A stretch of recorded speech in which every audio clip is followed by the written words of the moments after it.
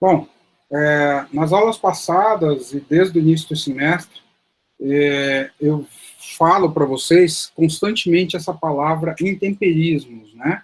Que são as intempéries. Então,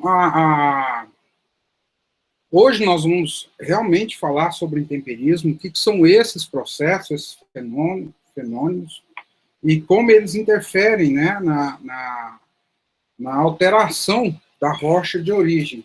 E vamos falar os fatores que controlam o intemperismo, que são os fatores de formação do solo. Então, já vamos entrar já no conteúdo de fatores de formação do solo nessa aula. Então, o que viria a ser intemperismo? Né? A própria palavra fala, são intempéries. No conhecimento popular, intempéries são condições adversas que nós passamos, né? E quando nós falamos de intemperismo, em termos de formação de solo, de pedologia, nós falamos dessas condições adversas, o qual a rocha é submetida, e em função dessa condição adversa, essa rocha vai sofrer algumas alterações, que podem ser tanto alterações físicas, quanto alterações químicas, e nós temos a ação de organismos vivos, que vocês vão ver, os livros mais novos de pedologia, como o da Sociedade Brasileira de Ciência do Solo, ele fala de intemperismo biológico. E os livros mais velhos, eles vão falar de intemperismo químico e físico, e você tem a ação dos organismos nesses dois processos.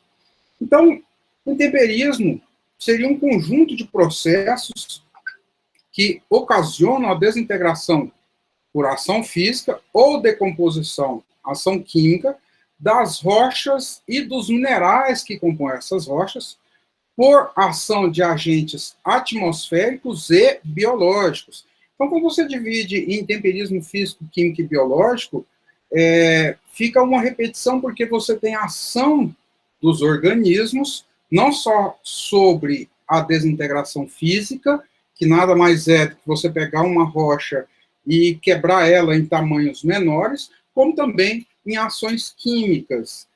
Nós já sabemos que os organismos, de maneira geral, eles exudam alguns compostos. Nós, no nosso suor, tem urease, uma enzima que quebra a ureia. Tanto que, se você pegar um punhado de ureia na sua mão, e esfregar, você vai começar a sentir o cheiro de amônia, que é justamente a ação da urease que tem no nosso suor, decompondo essa ureia. Tá ok? Então,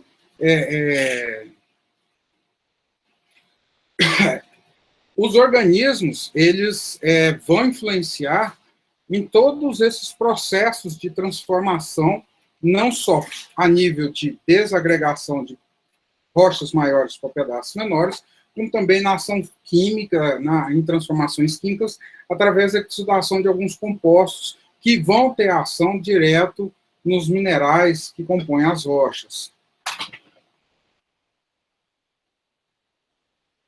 Então, vamos lá. A pedogênese, que o próprio nome fala, pedon é solo, gênese é origem.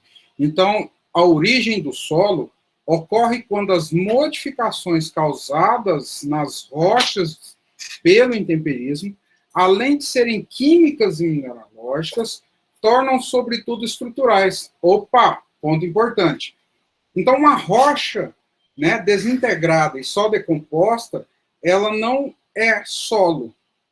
Então, além do intemperismo, tem que ocorrer uma transformação estrutural, onde aqueles compostos, resíduos da decomposição física e química da rocha, eles vão sofrer uma reorganização, e nessa reorganização vão formar camadas onde, quanto mais distante da rocha de origem, mais transformado esse material vai estar, e quanto mais próximo à rocha de origem, menos transformado esse material estará.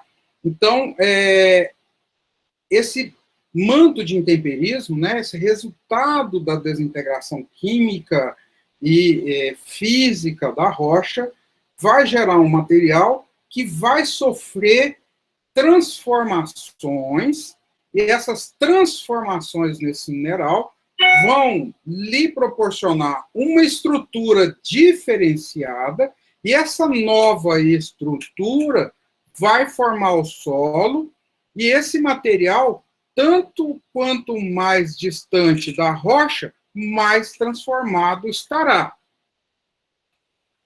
Né? Então, intemperismo e pedogênese, eles vão levar a perfis de alteração, né? Então, você vai ter perfis mais próximos à rocha, e quanto mais distante da rocha, você vai ter alteração desses perfis, né? E aí você vai conseguir formar perfis diferenciados, e essa alteração desses perfis vão formar os perfis dos solos.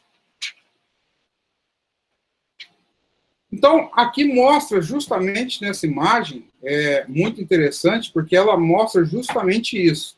Né? Aqui nós temos uma rocha de origem, né?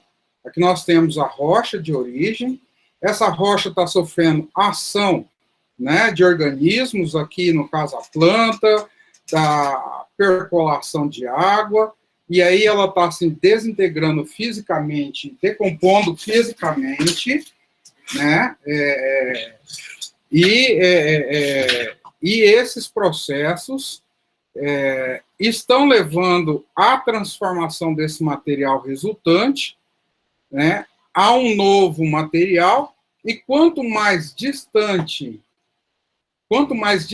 da rocha, mais transformado esse material está.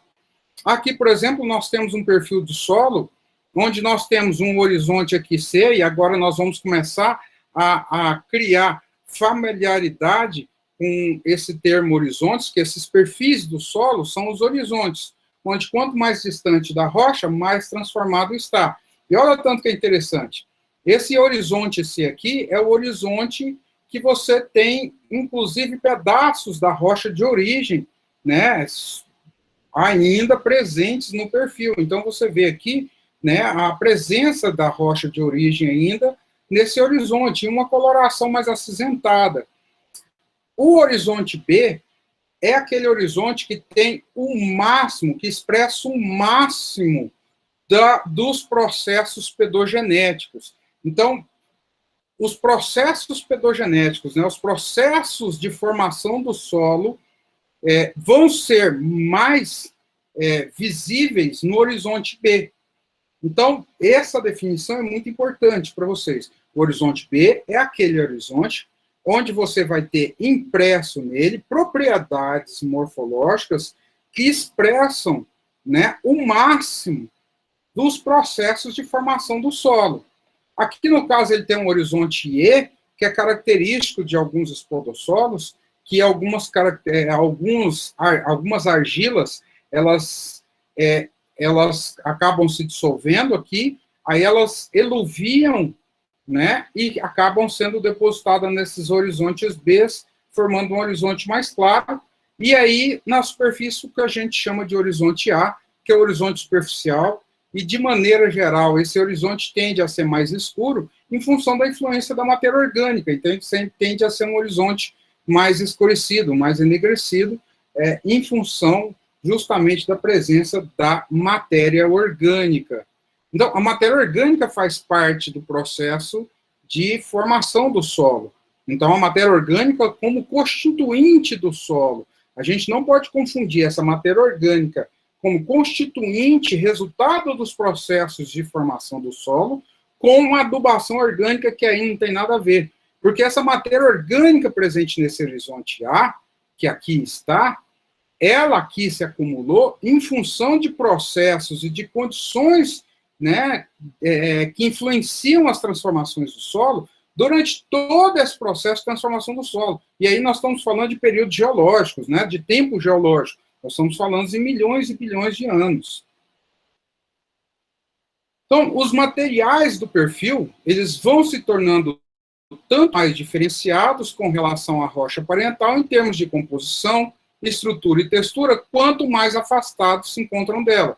Nada mais é estar repetindo o que eu estou falando. Os tipos de intemperismo. Então, os processos intempéricos atuam através de mecanismos modificadores das propriedades físicas dos minerais e rochas, né, mudando a sua forma, resistência, textura, e através das modificações nas suas características químicas, ou seja, alterando a composição química e a estrutura cristalina dos minerais que compõem aquela rocha. Então, no intemperismo físico, a rocha original ela se desintegra a material de tamanhos menores, sem mudança apreciável na composição química ou mineralógica.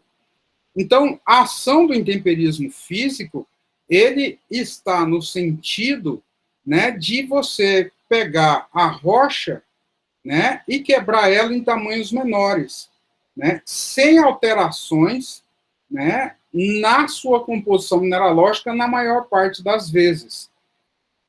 E isso é muito interessante porque nós podemos ter condições climáticas que podem ter favorecido uma maior ação do intemperismo físico do que o intemperismo químico.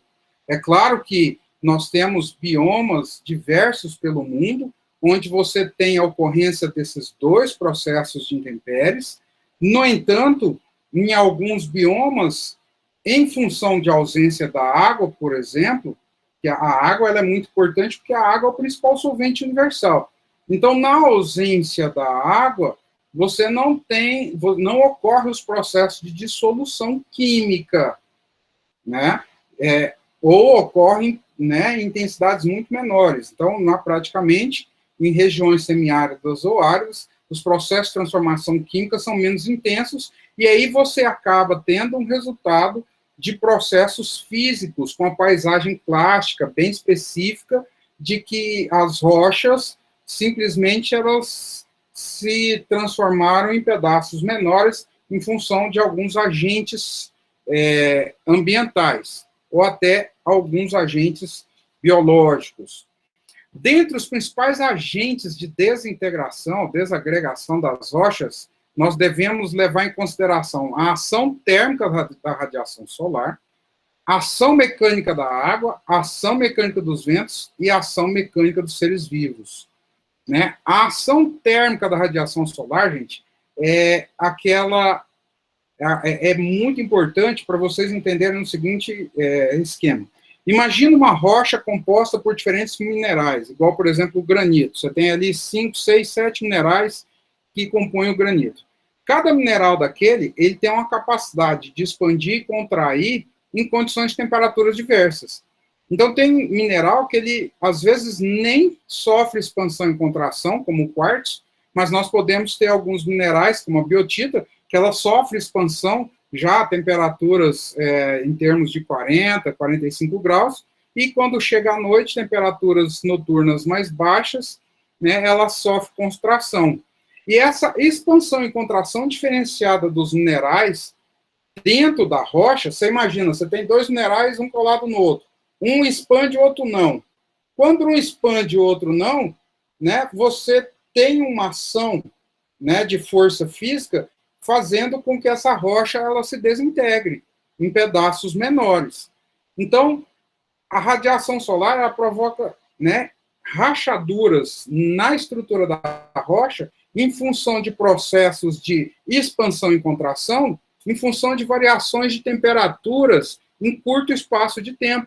Um exemplo muito grande disso é a variação, né, a amplitude térmica que nós temos em regiões áridas ou semiáridas, onde, né, nós podemos ter em temperaturas diurnas acima de 50 graus, né, por exemplo, no deserto do Saara, e temperaturas noturnas abaixo de 20 graus. Aqui nós mesmos, né, eu costumo dizer que nós, brasileiros do Cerrado, nós temos as principais condições de envelhecermos mais rápido do que aquele pessoal que mora ou na serra, em grandes altitudes, ou à beira do mar. Porque essas condições de grandes altitudes ou à beira do mar, você não tem uma amplitude térmica tão grande.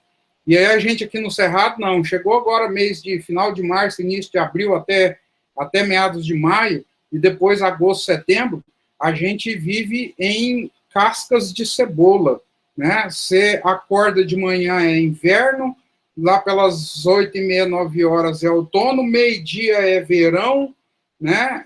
Depois volta para o outono de novo, depois volta para o inverno. E no dia que chove, você tem uma semi-primavera. Nós temos as 4 estações do ano num dia só. Então, essa amplitude térmica que ocorre, né, nesses períodos do ano, de altas temperaturas diurnas, né, e temperaturas noturnas mais baixas, que faz a gente adquirir tudo quanto é tipo de virose e doença, né, que a gente pode ter, ainda mais nessa época de pandemia, a gente fica doido para adquirir uma virose nesse período, né, e problemas pulmonares, né, quem tem problema de pulmão sabe que nessa época é danado, né, Tretorrelô está com uma pneumoniazinha aí, uma pneumonia, uma bronquite, um negócio assim.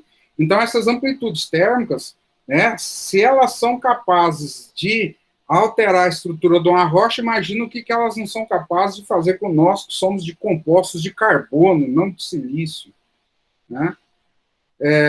Então, aqui praticamente, eu estou resumindo justamente essa informação, que a energia solar ela vai provocar variações de umidade e temperatura na zona de decomposição da litosfera, e essas variações de temperatura ao longo dos dias e noites e ao longo de diferentes estações do ano vão provocar expansão e contrações térmicas na rocha, que pode ser diferenciado de um mineral para outro, levando à desestruturação, à quebra dessa rocha, né? Então, a elevação diurna da temperatura provoca a dilatação das rochas, o efeito que não se manifesta uniformemente, ou seja, porque cada mineral ele vai se dilatar em intensidade em condições de temperaturas diferentes, né, porque você tem coeficientes de dilatação diferenciada entre os minerais, e em temperaturas noturnas, você vai ter a contração, sendo que os minerais escuros, que são os minerais máficos, então, lembrando lá de petrologia, né, as rochas constituídas de minerais máficos, elas absorvem mais calor. Se elas absorvem mais calor do que as rochas de minerais claros, vai ter maior influência da radiação solar sobre essas rochas, né? E à noite, devido à radiação, as rochas vão se esfriar, e a repetição constante desses processos de aquecimento diurno, resfriamento noturno, né, expande, contrai, vai causar a desagregação dessa rocha, formando fendilhamentos, e essa rocha acaba se desagregando em tamanhos menores, né? E aí nós temos a termoclastia, que são fenômenos de contração e expansão das rochas, que aí são responsáveis pela formação de algumas paisagens clásticas, né? Paisagens clásticas são paisagens que são formadas em função de ações físicas. Então, nós temos uma paisagem termoclástica, que é essa paisagem aí, para quem não lembra do desenho, não sei se é da época de vocês, mas lá do Papaléguas, né, que ele ficava correndo lá no meio daquelas rochas, no deserto do Arizona, lá nos Estados Unidos, que o desenho é norte-americano, entende que é o deserto do Arizona. E naquele meio você tinha essa paisagem dessas rochas, uma rocha sobre a outra, parecendo que foi montado, né, que isso aqui foi montado dessa forma, um pedacinho sobre o outro, mas não, isso aqui é uma paisagem resultante da desagregação termoplástica, é uma paisagem plástica específica de processos termoplásticos, né? Ação mecânica da água, gente, aqui é o melhor exemplo daquele ditado popular que água mole, pedra dura, tanto abate até que fura, né? Então, a água, né, continuamente em contato com a rocha, ela pode provocar algumas alterações físicas decorrente da presença de minerais sólidos ali na água. Então, por exemplo, você imagina um rio, um volume de água de um rio, né? Aquele rio, ele carrega agregados, né? Rochas, tanto que você pega na beira do rio, é cheio de seixos rolados. Seixos rolados é justamente a característica do material sólido que é levado por rio, né? Porque aquele material que é desagregado da rocha é cheio de pontas, né? E na água ele vai girando e vai quebrando essas arestas e formando um material bem arredondado, com as bordas arredondadas. Então, esses seixos rolados que a gente encontra na beirada dos rios, né, na verdade, é material depositado ali que foi carreado, né, de outro ponto por onde o rio passou, e às vezes esse material que é carregado pelo rio, ele entra em contato, em choque com rochas, e aí pode provocar desagregação, né, dessa rocha, onde você vai tendo choque direto desse material, desses seixos. Então, e na forma sólida, o gelo também pode levar à desagregação da rocha, né? Através do processo chamado crioplastia, também paisagens plásticas. Todo mundo sabe aqui que o gelo, durante o processo de formação do gelo, há uma expansão, né, do volume ali da água. Então, você imagina, numa região onde você pode ter congelamento, né, regiões de climas temperados, então, você tem a água no estado líquido, essa água penetra nas fendas das rochas, e aí, de repente, você tem uma condição térmica que proporciona, né, a cristalização da água, então, um resfriamento abrupto. Isso é muito comum, viu, gente? Você está lá de boa, está fazendo 12 graus Celsius, 12 graus Celsius é um clima maravilhoso, nego corre de regatinha na rua, bermudão e tênis, né, como se tivesse no verãozão, a gente lá cheio de blusa de frio, nego de shortinho, tênis e blusinha regata, você fala, não acredito, né, e aí, de repente, 12 graus Celsius, ambiente gostoso, à noite o negócio cai para -2, -3, -5, e aí é um frio danado, e se neva aí é um negócio desastroso, né, porque quando congela a água é terrível. Quando neva é até bom, mas quando congela a água, a chance de tombo, de acidentes é bem maior. Mas aí você imagina, essa água que penetra nas rochas, ela vai congelar e ela vai expandir o volume, e essa expansão de volume da água ali na fenda vai forçar aquela fenda da rocha a se abrir mais. Então, você vai ter o fendilhamento das rochas em função da expansão da água quando ela congela. E aí é o processo que nós chamamos de crioplastia, né? Então, você pode ter aumentos de volume em torno aí de 9%, e aqui exemplificando, né? Então, você tem fendas na rocha, você acumula água no estado líquido, né? Você tem uma condição climática que favorece o congelamento dessa água, né? Formando cristais de gelo, o gelo se expande, aí você pode ter uma expansão de até 9%, de 9% no volume, provocando um aumento dessas fendas nessa rocha, né? E até, às vezes, né, a desagregação física por completo dessas rochas. Ação mecânica dos ventos, eita, que é importante, né? A energia cinética dos ventos em regiões áridas e quentes, ela é responsável direto pelas alterações das rochas, ou pelo menos pela formação de algumas estruturas porosas, né? Principalmente, né, você pegar aquelas tempestades de areia, né, aqueles ventos, aquelas tempestades que formam com partículas de areia. Você imagina todo aquele material entrando em choque com velocidade e com a força que uma tempestade vem, entrando em choque com outros materiais, você pode levar à desagregação,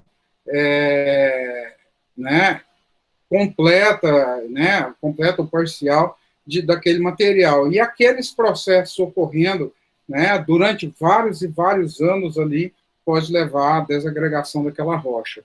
E nós temos pela ação mecânica dos seres vivos, né? Um exemplo típico são as raízes das plantas, que podem se desenvolver sobre fendas de algumas rochas, então ela vai ocupando, e a raiz, vocês vão, não sei se vocês já viram, na citologia ou na fisiologia, né, não lembro muito bem, mas eu acho que é na citologia, histologia,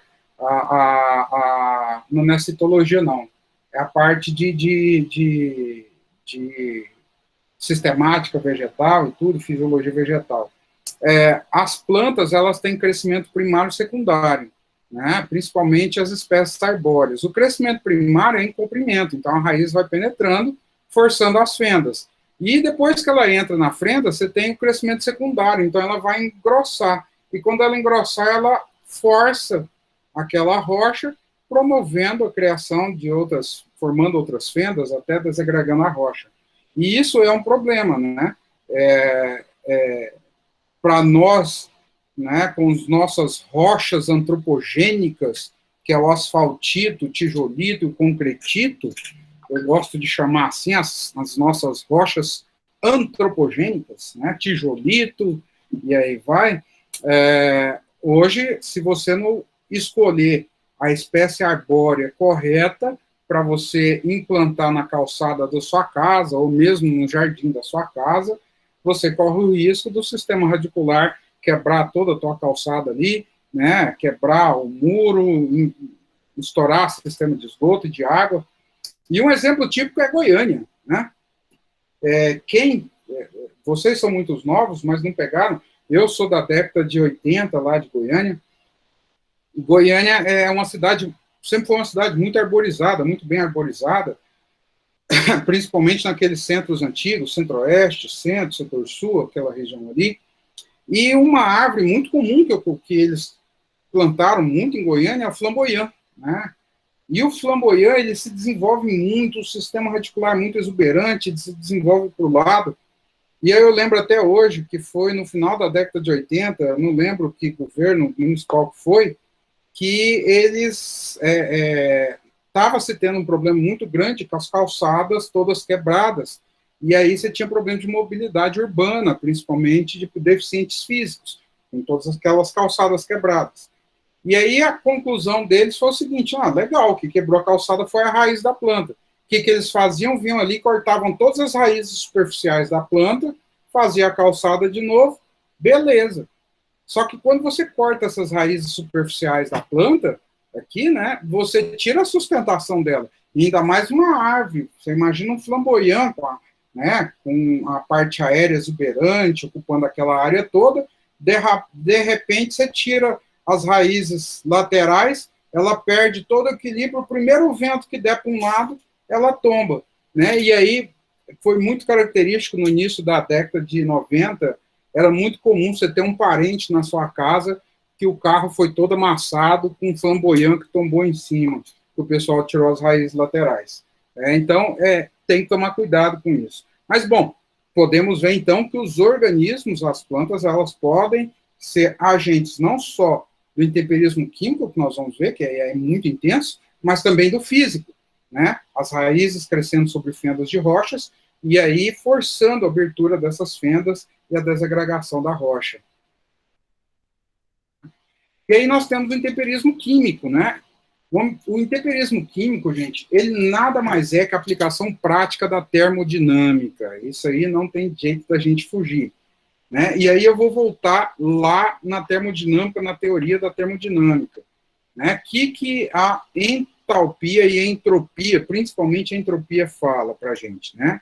Que tudo no universo está buscando a estabilidade, gastando a menor quantidade de energia possível, né? É a lei da economia. Então, eu quero ficar estável, gastando a menor quantidade de energia possível. Eu costumo dizer que quem estudou a termodinâmica lá no início, né, não conhecia o brasileiro, né? Porque depois que ele conhecesse, se ele conhecesse o brasileiro, ele não formularia a entalpia de jeito nenhum, porque é a explicação científica para a existência e a persistência do brasileiro no mundo, né? Porque nós buscamos a estabilidade gastando a menor quantidade de energia possível, né? Tipo, eu quero ter uma vida boa, né? Mas eu quero gastar pouca energia, né? Então, a entalpia é a explicação científica da persistência do brasileiro no mundo, na crosta terrestre, né? Se não fosse entalpia, a gente não existia no mundo, não. A gente já tinha sido eliminado, né? E assim é tudo na natureza. Tudo na natureza vai buscar estabilidade, né? Gastando a menor quantidade de energia possível, né? Então, um mineral, quando aquele mineral, você imagina uma rocha, né? A rocha ela é formada desde a rocha sedimentar, que sofre diagênese, em condições ali de temperatura até 200 graus Celsius, pressão de 200 megapascal, né? Então você pensa, né? Uma rocha sedimentar, que é a que sofre menos transformação, já os processos ocorrem a temperaturas que são totalmente fora das temperaturas normais para nós, 200 megapascal, né, e 200 graus Celsius. Então, quando você pega essas temperaturas de formação, você imagina, o mineral foi formado numa condição de temperatura totalmente diferente do que ele está hoje. Aquele mineral foi formado e se tornou estável na condição de 200 megapascal e 200 graus Celsius.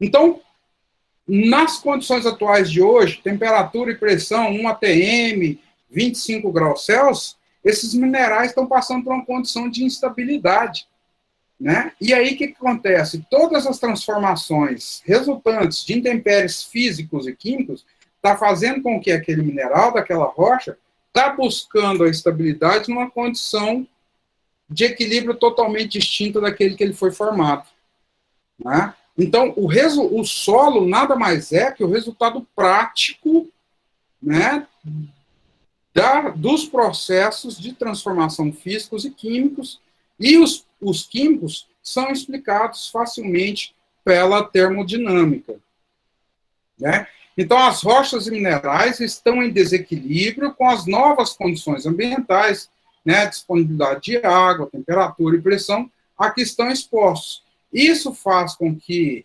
alguns fenômenos são conduzidos, levando a alterações químicas e também mineralógicas, com a formação de compostos totalmente diferentes daqueles que compõem a rocha de origem. Então, o que acontece? Aí, lembra daquela definição de minerais primários e secundários? Então, nos solos, nós temos a ocorrência, principalmente em solos altamente intemperizados, de minerais secundários, né? O que são minerais secundários? São aqueles minerais que ocorrem no solo que são diferentes dos minerais que ocorrem na rocha que deu origem àquele solo. E quando você tem minerais primários no solo, significa que aquele solo foi pouco intemperizado. E minerais primários são aqueles minerais que ocorrem no solo que são semelhantes aos minerais que ocorrem na rocha de origem. Então, se eu tenho o mesmo mineral no solo, na rocha de origem, significa que as ações de transformação não foram tão intensas. E aí vem a definição muito importante, eu vou repetir, eu acho que é a segunda vez que eu estou falando isso. A terminologia solo jovem, solo velho, né, dentro da pedologia, não está relacionada a tempo cronológico. Então, quando eu falo que um solo é velho, não significa que ele tem muito tempo de formação. E quando eu falo que um solo é jovem, não significa que ele tem pouco tempo de formação, né? Essa terminologia solo velho e solo novo, solo altamente intemperizado, solo pouco intemperizado, né, está correlacionado ao intemperismo. Solos altamente intemperizados, né, são solos mais velhos. Solos que sofreram pouca ação do intemperismo físico e químico são solos mais jovens. Agora, o tempo cronológico desses solos é muito difícil de fazer uma inferência, né? Porque nós temos outros fatores que influenciam muito mais na velocidade das transformações do que o tempo, né? Então, o tempo cronológico ele é um fator importante, mas muito difícil de mensurar, ok? Então, os principais agentes do intemperismo químico têm-se o oxigênio, a água e o gás carbônico, né? O oxigênio nas reações de oxirredução, a água nos processos de solução, o gás carbônico também, você tem ganho de elétrons, de prótons, formando ácidos, né, ou mesmo precipitando outros cátions na forma de carbonatos. Então, você vê que a presença desses três agentes, o oxigênio, a água e o gás carbônico, são os principais agentes do intemperismo químico. né? As reações do intemperismo químico, eles podem ser representadas pela seguinte equação genérica. Então, nós temos um mineral 1 mais uma solução de alteração, né? Ele vai levar à formação de um mineral 2 mais uma solução de lixiviado. Pronto. Aqui é muito importante.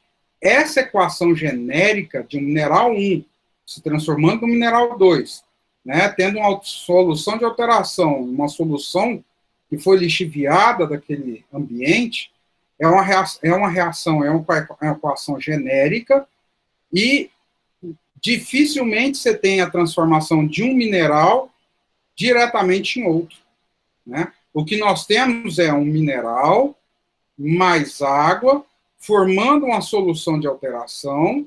Essa solução de alteração, em função de uma nova condição, né, ambiental, vai levar à estabilidade e à precipitação de um novo mineral 2. Então, são processos em 3 etapas.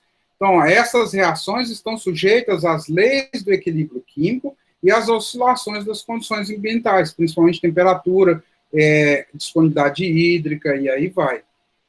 As principais reações do intemperismo químico são hidratação, dissolução, hidrólise e oxirredução. Aqui está só oxidação, mas oxirredução. Por que é importante a gente entender oxirredução? Quando vocês estudam lá na química, principalmente no 2º grau, vocês veem lá reações de oxidação, reações de redução, né? As reações de oxidação e redação, elas não são isoladas. Elas acontecem em conjunto. Por quê? Se eu tenho alguém oxidando, é porque tem alguém se reduzindo, né? Então, é o seguinte, se algum composto está doando elétron, ele está se reduzindo, né? E se ele está doando, é porque tem alguém recebendo. E quem está recebendo está oxidando. Então, um composto, né, ele vai se reduzir porque tem outro composto ali recebendo elétron e se oxidando. Então, são reações redox, elas são reações acopladas, né? Se tem algum composto doando elétron, porque tem alguém recebendo. Então, reações de hidratação ocorrem pela ação, né, pela atração entre os dipolos de moléculas da água e as cargas elétricas, não neutralizadas na superfície dos grãos do mineral. Então, você tem a superfície do mineral aqui, tem cargas de superfície que vão atrair águas, e aí você vai ter esse mineral, esse argila mineral, ou mineral de argila, hidratado, né? E, inclusive, nós temos alguns minerais, né, ou argilominerais, que eles se expandem na presença de água, que são os filosilicatos 2:1, né? Na hidratação, as moléculas de água entram na estrutura do mineral, modificando-a e formando, portanto, um novo mineral, né? Aqui, por exemplo, nós temos, né, a hidratação da anidrita formando o gypsum, né, que aqui é escrito gesso, mas o nome correto do mineral é gypsum. Então, a anidrita, que é o sulfato de cálcio anido, né, sendo hidratado, formando o sulfato de cálcio de hidratado, né? E isso aqui, gente, é muito importante, né, porque as características químicas desse mineral são diferentes desse, né? Por exemplo, esse mineral, se você aplicar ao solo, ele se dissocia facilmente, liberando cálcio e sulfato, e o ânion sulfato. E já a anidrita, não, fica estável na forma de sulfato de cálcio, né? Olha tanto que é interessante isso. Dissolução, né? Alguns minerais estão sujeitos à dissolução, que consiste na solubilização completa ou não. E aí nós temos dissolução congruentes e incongruentes. Por exemplo, a calcita, ela pode se dissolver completamente, liberando o cátion cálcio e o ânion carbonato, né? A alita, ela pode se dissolver completamente, liberando o cátion sódio e o ânion cloreto, né? Essa dissolução intensa das rochas, que ocorre mais comumente em terrenos calcários, pode levar à formação de cavernas. Aqui é uma coisa interessante. Eu não coloquei, mas eu vou procurar e colocar na próxima aula. Uma paisagem clássica, né, uma paisagem típica de regiões calcárias, eu já comentei para vocês, é a formação de dolinas. O que são dolinas? Né? A rocha calcária ela é solúvel e cheia de veias. Né? E aí, o que acontece? A água é muito comum, né, a formação de um lençol freático abaixo da rocha calcária. Então, você tem a rocha calcária, você tem um lençol freático aqui em cima do solo. A água vai, né, dissolvendo esse material, a rocha calcária, até a rocha calcária ficar, né, numa espessura tão pequena que ela não aguenta o peso do solo aqui, ela racha e todo aquele espaço vazio que era ocupado pelo lençol freático, né, ele acaba sendo ocupado por todo aquele volume de solo que despenca. E aquele espaço vazio formado ali é chamado de dolina. E é claro, aquela água que estava ali, ela vai para a superfície, né? O solo que estava vai para baixo e a água ali vai para a superfície, formando uma grande lagoa, quando se tem água. Quando não se tem água, a gente forma uma cratera enorme, né? Tanto que é muito comum, é típico de paisagens clásticas calcárias, a ocorrência de cavernas. Né?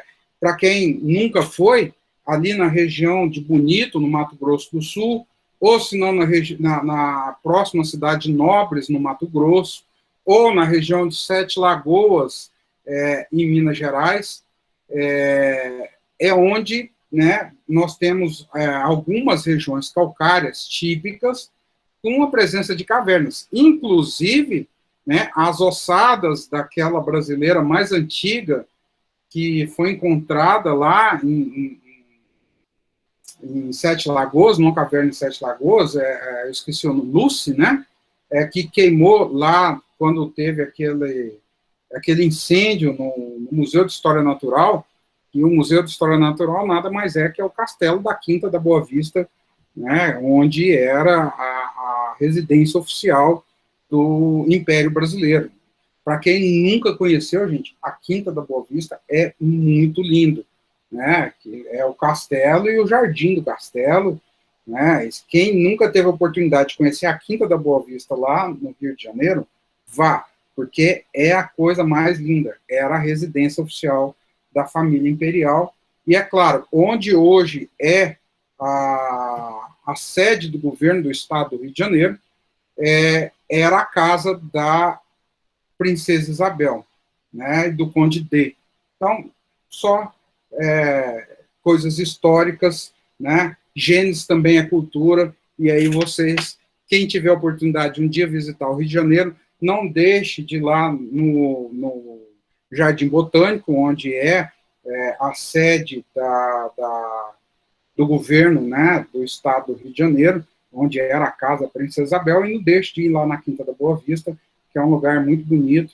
E é claro, eu acho que, se não me engano, o castelo lá do museu, que é a estrutura do Museu de História Natural, ele está em fase de reconstituição, depois de todo aquele incêndio que ocorreu lá anos atrás.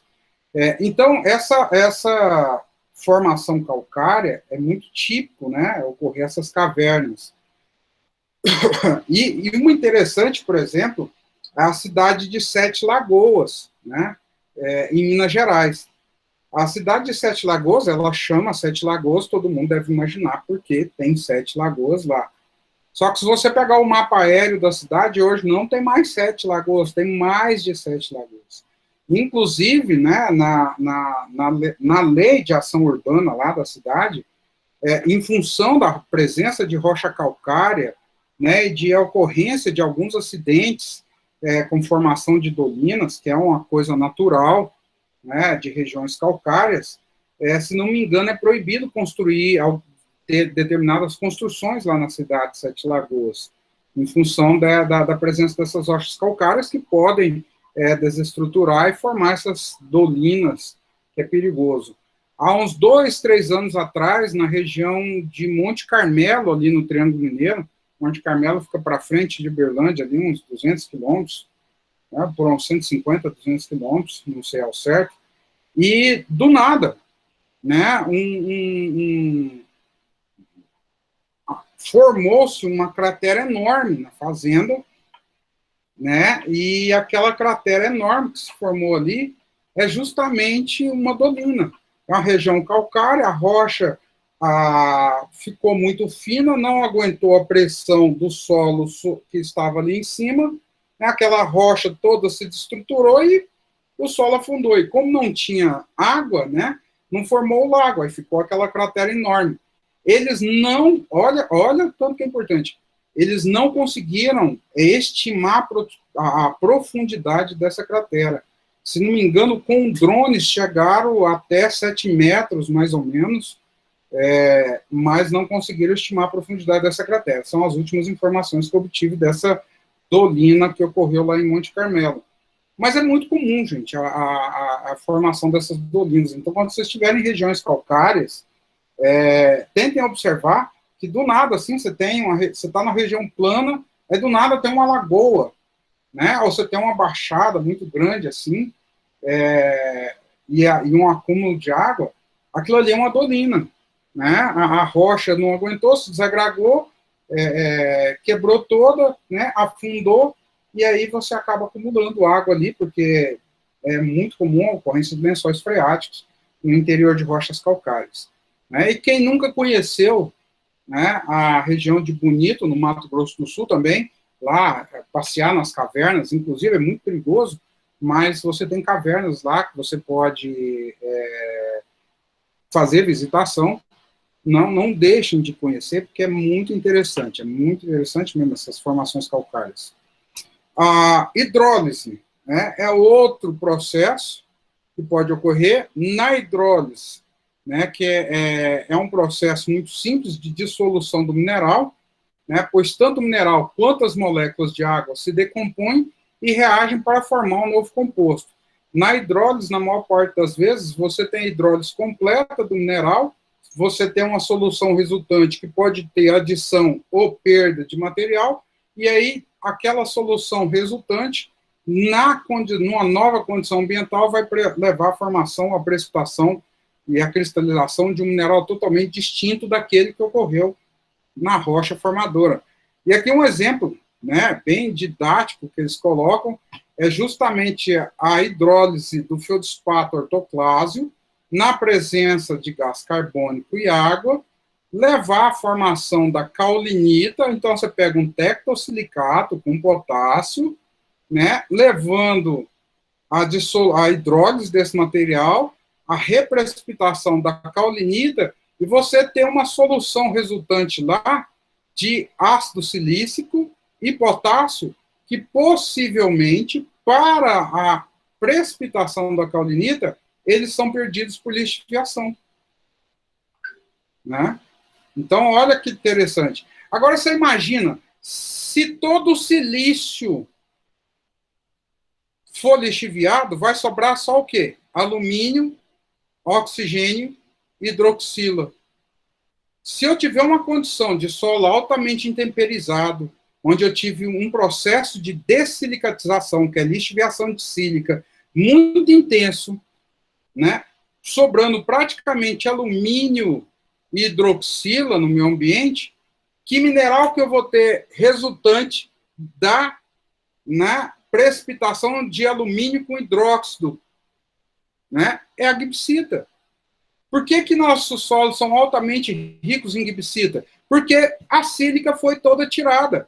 A lixiviação intensa de sílica, né, e de cátions, levando, né, praticamente a restar somente alumínio e hidroxila na solução resultante, né, e a presença só de alumínio e de hidroxila vai levar à precipitação de hidróxido de alumínio gibsítico, né, vai levar à precipitação de gibsita, que é o principal mineral que ocorre em solos altamente intemperizados.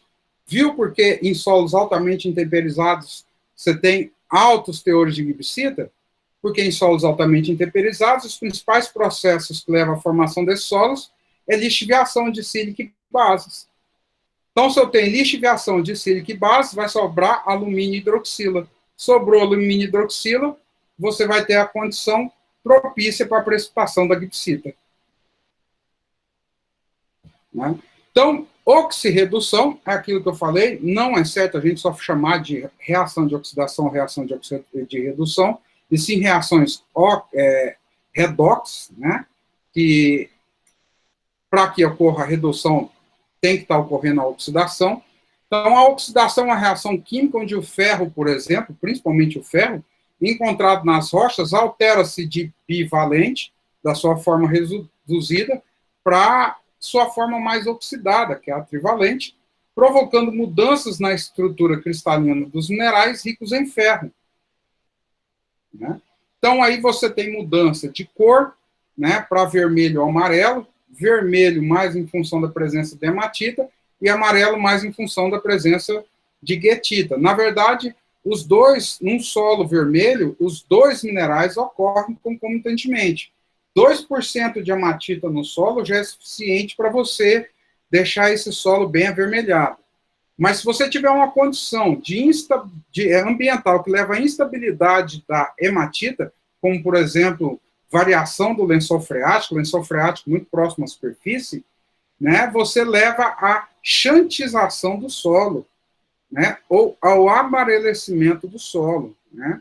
E esse amarelecimento do solo é característico, né, de ambientes mais redutores, que se numa condição muito drástica, até a guetita ela pode ser desestruturada, e aí a elevação, aí esse processo se chama já gleisação. Né? Então, a xantização é a retirada da hematita, e a gleisação, na verdade, é o processo de desferrificação quase que por completo dos solos. Então, aqui é muito interessante, porque você pega lá os minerais, né, os silicatos, que possuem ferro bivalente, por exemplo, o piroxênio, né, ele vai sofrer transformações liberando o ânion silicato e o ferro 2 em solução. Né? Na presença de oxigênio, esse ferro 2 vai se oxidar, se transformando em ferro 3, que juntamente com a água vão formar os oxidróxidos, mas principalmente, se tiver muita água e muita matéria orgânica, vai formar a guetita, que é um oxidróxido de ferro. Né? Bom, pessoal, falando sobre intemperismo, eu vou paralisar agora, porque senão fica muito longo o vídeo, e no próximo vídeo nós vamos falar de fatores que controlam o intemperismo. Né? Aquele reforço, não deixem de ler, a leitura é obrigatória, essencial para se acostumar, né, com a terminologia técnica correta. Então, não é só com a aula que vocês vão aprender a terminologia técnica. Então, xantização, gleisação, dessilicização, desferrificação. Né? Então, são terminologias novas que a gente utilizou, inclusive com aplicação prática, dando exemplo de formação de alguns tipos de solos, e que o conhecimento dessas terminologias são necessários para entender melhor o conteúdo, né? E vocês vão se acostumar com essa terminologia com a leitura obrigatória de material didático.